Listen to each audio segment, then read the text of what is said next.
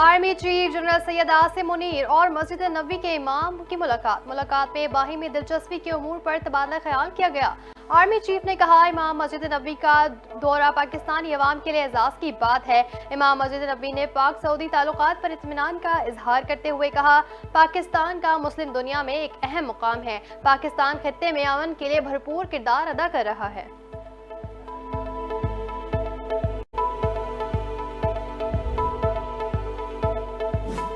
हुकूमत काश्तकारों और बरामद कुनंदगान को सहूलियात फराहम करने के लिए वज़ीर आज़म शहबाज शरीफ का दूसरी बैनुल-अक़वामी फूड एंड एग्रीकल्चर नुमाइश से खिताब। कहा, पाकिस्तान में ज़राई बरामदात में इजाफे के वसी मौके हैं। टेक्नोलॉजी की मदद से ज़राई पैदावार को बढ़ाया जा सकता है। वफाक और सूबों को मिलकर ज़राई शोबे की तरक्की पर तवज्जो देना होगी।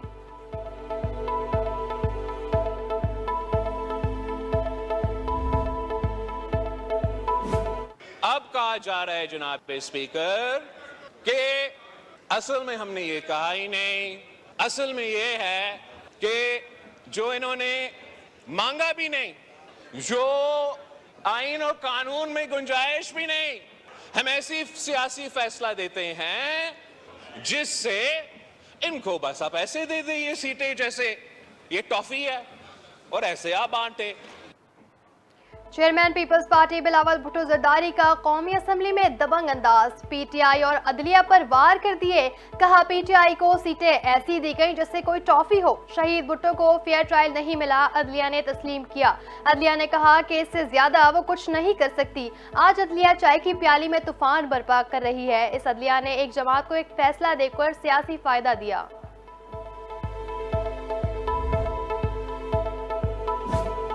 उम्मत मुस्लिमा के मसाइल के हल के लिए मौलाना फजलुर रहमान भी बोल पड़े। कहा, सऊदी अरब और पाकिस्तान मसला कश्मीर और फ़लस्तीन पर आलमी किरदार अदा करे।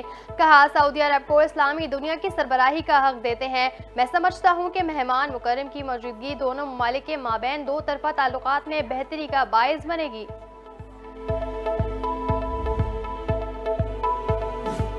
दुनिया और पाकिस्तान एक गहरी तब्दीली से गुजर रहा है। हर नई जिम्मेदारी सिफारतकार को चैलेंज कर रहे हैं।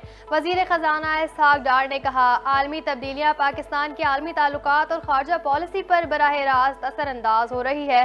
खुद मुख्तारी, इलाकाई सालमियत और आज़ादी के लिए चैलेंजेस का जवाब देना चाहिए। पाकिस्तान का तरक्याती एजेंडा आगे बढ़ाने के लिए हमें मिलकर किरदार अदा करना होगा। कहा, पाकिस्तान का तरक्याती एजेंडा आगे बढ़ाने के लिए हमें मिलकर किरदार अदा करना होगा।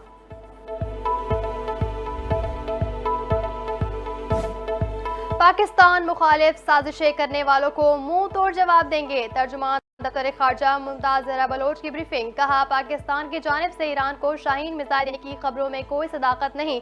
भारत पाकिस्तान के खिलाफ साजिश कर रहा है। पाकिस्तान मसला कश्मीर का हल चाहता है। उन्होंने बांग्लादेश की अवाम और हुकूमत के लिए इजहार हमदर्दी भी किया। शाबाश अरशद नदीम, तुम कौम का फख्र हो। कौमी हीरो अरशद नदीम ने 32 साल बाद ओलंपिक्स में पाकिस्तान को गोल्ड मेडल दिलवा दिया। जैवलिन थ्रो मुकाबले में ओलंपिक्स की 118 साल तारीख बदल दी। अरशद नदीम ने 92.97 मीटर की थ्रो करके ओलंपिक्स की तारीख में रिकॉर्ड कायम कर दिया। दिफाई चैंपियन भारतीय नीरज चोपड़ा 79.45 मीटर की थ्रो के साथ दूसरे नंबर पर रहे। जैवलिन थ्रो के फाइनल में 12 ममालिक के एथलीट्स के दरमियान मुकाबला था। आज मेरा दिन था, मैं इससे ज्यादा दूर भी थ्रो कर सकता था। पाकिस्तान को ओलंपिक गेम्स में बतौर एथलीट पहला इंफरादी गोल्ड मेडल दिलवाने वाले अरशद नदीम के मुकाबले के बाद मीडिया से गुफ्तगू। कहा, अपनी ट्रेनिंग और मेहनत पर पुरुमीद था कि गोल्ड मेडल मैं ही जीतूंगा। इस गोल्ड मेडल के साथ 14 अगस्त भी मनाएंगे।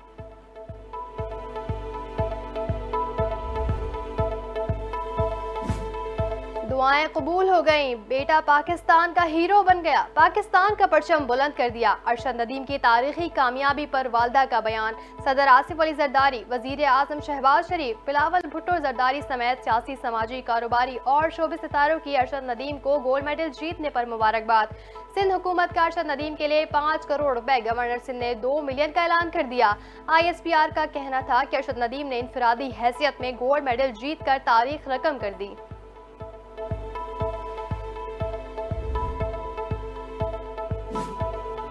तुर्की के साथ तिजारती ताल्लुकात की नई राहें खुल गईं। वजीर आजम शहबाज शरीफ ने तुर्की के साथ तिजारती हुजूम को सालाना $5 अरब पर पहुंचाने के लिए तरजीही बुनियादों पर इकदाम करने का फैसला कर लिया। कहा, पाकिस्तान के मिसाली बरादराना ताल्लुकात हैं। हुकूमत पाकिस्तान दोनों ममालिक के माबैन तिजारती ताल्लुकात के फ़रोग की ख्वाह है। तुर्क वफ़द ने 2023 के ज़लज़ले में पाकिस्तान की जानिब से मुतासरा तुर्क बहन भाइयों की भरपूर इमदाद पर वज़ीर आज़म का शुक्रिया अदा किया। जमात इस्लामी और हुकूमती कमेटियों के दरमियान मुज़ाकरात कामयाब। जमात इस्लामी का 14 रोज से जारी धरना मौखर करने का ऐलान। दोनों फरीकीन ने मुआहदे पर दस्तखत कर दिए। मुआहदे के मुताबिक बिजली की कीमत करने और IPPs मामले का टास्क फोर्सेस के जरिए जांच पड़ताल की जाएगी। हाफिज नईमुर रहमान ने कहा, धरना मौखर कर रहे हैं, खत्म नहीं। हुकूमत ने मुआहदे पर अमल न किया तो धरना फिर शुरू होगा। कराची में डाकू स्ट्रीट क्रिमिनल से अब टारगेट किलर बन गए। नाजमाबाद में डकैती की वारदात, मुज़ाहमत पर PTI के 2 कारकुन जख्मी, अस्पताल मुंतकिल। हलीम आदिल शेख अस्पताल पहुंच गए। कहा, सिंध हुकूमत ने कराची के नौजवानों की नस्लकुशी करने का जिम्मे अपने सर लिया है। वजीर आला और IG सिंध बताएं, क्या डाकुओं को लाइसेंस टू किल दे दिया गया है? मुल्की ज़र मुबादला के मजमूई ज़खायर में इजाफा हो गया। ज़खायर $8 करोड़ के इजाफे से $14 अरब 47 करोड़ हो गए। स्टेट बैंक ने अदाद-ओ-शुमार जारी कर दिए। स्टेट बैंक के ज़खायर $5 करोड़ 11 लाख इजाफे से $9 अरब 15 करोड़ हो गए।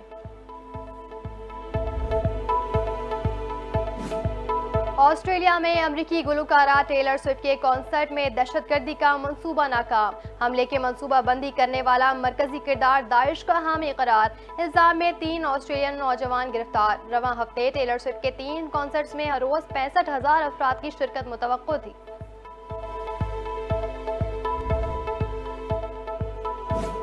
और इसराइल ने गजा में जंगबंदी मुज़ाकरात दोबारा शुरू करने पर रजामंदी जाहिर कर दी। इसराइल का अमेरिका, कतर और मिस्र के सालिसों के मुतालबे पर 15 अगस्त को गजा में जंगबंदी मुज़ाकरात दोबारा शुरू करने पर इत्तफाक। मुतहारिफ फरीकीन को 15 अगस्त को दोहा या काहिरा में मुज़ाकरात दोबारा शुरू करने की दावत।